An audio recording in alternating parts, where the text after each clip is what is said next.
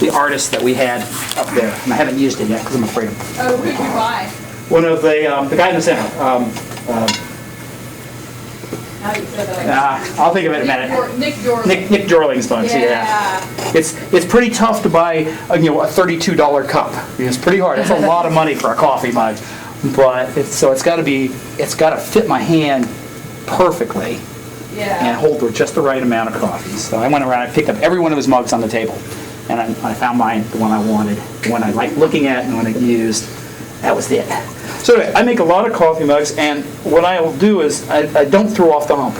I don't make the big mound and then throw little cups one at a time. I won't even weigh them out, but I'll make all the balls about the size of a baseball or a little bit larger, because I make big coffee mugs. You can kind of tell that. The big blue one over there, that's a favorite. My neighbors, I bet, I'm going to say 75% of the households in the town of New Hope have one of my coffee mugs somewhere in their house. They haven't broken them already. Oh, I have the big Christmas sale, and everybody shows up, and I could have 200 mugs, and at the end of the Christmas sale, there'll be 5 or 6 mugs left. So, I don't sell them for very much either. Maybe that's the problem.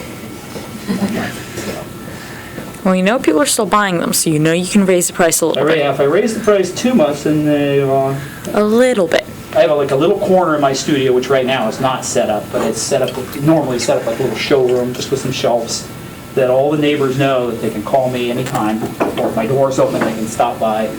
And there's always somebody, I bet at least once a month, someone stops by that needs a wedding gift or a baby shower gift or something like that, and I just go through the shelves.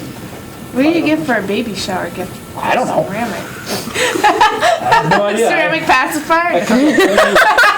It could be a whole new market that I haven't explored yet. Milk bottles, ceramic milk bottles. There you go. That should be our goal, guys. We'll make something for Jessica. So I'm just going to make ceramic pacifiers and milk bottles in a crib. Cylinder here. Ceramic crib. I was about making something new I've never made before. In this last spring, somebody in the admissions office asked me about a shaving kit, a shaving bowl for somebody who does hot shaving. They use a razor and they mix up the block of soap and they put hot water in it so that it's warm when you put it on your face.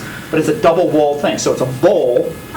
And then there's another bowl that sits inside it, but it's all one piece, and then it has a handle and a little spout. So you fill it full of hot water, you put your soap in it, and it warms the soap. So when you're ready to shave, and her husband had gotten into it, so she wanted this birthday gift for him. So I researched it, and I made 4 or 5 of them until I got one that I knew he would like. It was really interesting to find something that I didn't even know that this was a big thing.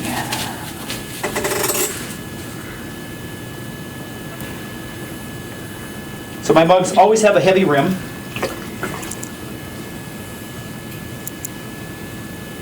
Do you do any designs on the outside? Do you build up on anything? I don't. I like to let the glaze do all the designing? Do all the design work, and I don't have any of the ones that I do with the bright colors. It's like the blue, big wide blue vase. I triple dip them. So it'll be one color, and it'll get 2 or 3 more colors halfway, a quarter of the way, and sometimes even a 4th color, so that they run and they do almost like a landscape, a reverse landscape, with this really neat, and all the colors do, it's kind of like the test tiles I did with your glazes this summer. I'm looking for those reactions. I like to float white on top, because the white tends to leave really neat patterns.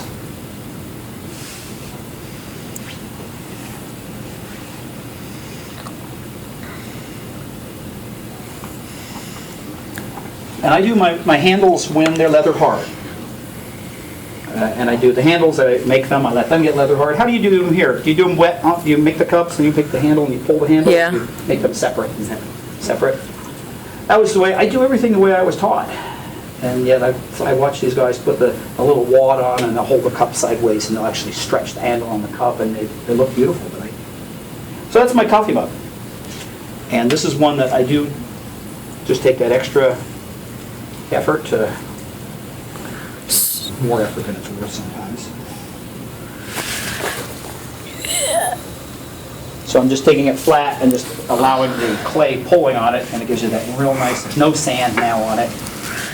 Did you put sand in your clay? Well, the Desert Buff has scrog. It has it's not a real heavy sand, heavy Is that a grainy surface. feeling? That's why scratches your hand. Yeah. Yeah. Well, and when you're in the beginning class, when you worked on it and worked on it and worked on it, you actually removed all the smooth clay, and your pots always felt sandy, just because you had removed all the smooth particles from the surface.